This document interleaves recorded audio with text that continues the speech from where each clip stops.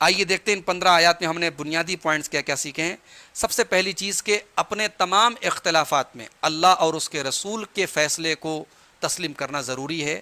ہم اپنے جھگڑوں کو لے کر کے کہاں جائیں؟ اللہ اور اس کے رسول کے پاس لے کے جائیں، نہ کہ طاغوت کے پاس لے کے جائیں۔ دوسری چیز یہ پتہ چلی کہ جاہلوں سے جو جاہل ہیں، جو جان بوجھ کر کے اللہ اور اس کے رسول کی نافرمانی کر رہے ہیں، جہالت سے کام لے رہے ہیں، ان سے اعراض کیا جائے اور ان سے بلیغ بات کی جائے، ایسی بات کر کے ان کو سمجھایا جائے جو دل میں گھر کرنے والی ہو۔ ایک چیز یہ پتہ لگی کہ ظلم گناہ جو ہے، چاہے وہ چھوٹا ہو یا بڑا ہو، ہر قسم کا گناہ در حقیقت انسان اپنے نفس پر ظلم کرتا ہے گناہ کر کے، اسی لیے اللہ نے گناہ کو نفس پر ظلم سے تعبیر کیا ہے۔ ایک چیز یہ پتہ چلی کہ اللہ اور اس کے رسول کے فیصلے پر سر تسلیم خم کرنا ضروری ہے۔ اللہ اور اس کے رسول کے فیصلے کے آ جانے کے بعد دل میں ذرہ برابر تنگی نہیں ہونی چاہیے، بلکہ وَيُسَلِّمُ تسلیمہ، ایمان یہ ہے کہ اس کو مکمل طریقے سے تسلیم کیا جائے۔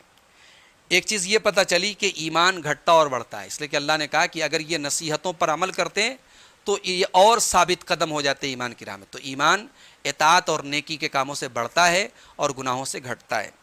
ایک چیز یہ پتہ چلی کہ اگر کوئی شخص صحیح معنوں میں اللہ اور اس کے رسول کی اطاعت کرے تو اس کو آخرت میں نبیوں کی رفاقت نصیب ہوگی، صدیقین اور شہداء اور صالحین کی رفاقت نصیب ہوگی۔ اللہم اجعلنا منہم، اللہ ہمیں ان لوگوں میں شامل فرما دے۔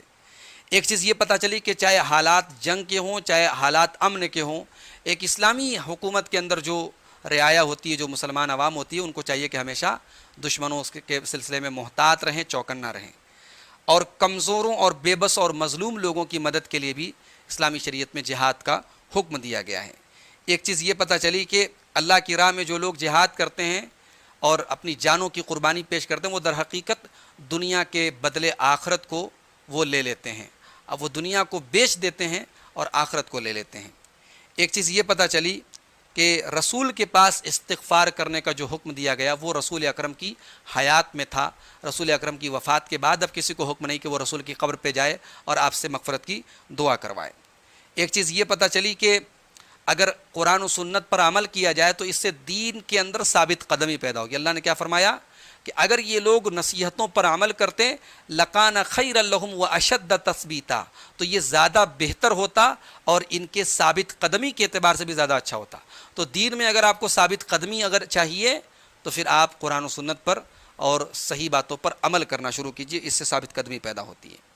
ایک چیز یہ پتہ چلی کہ نیکی کی توفیق اللہ دیتا ہے، ذَلِكَ الْفَضْلُ مِنَ اللَّهِ۔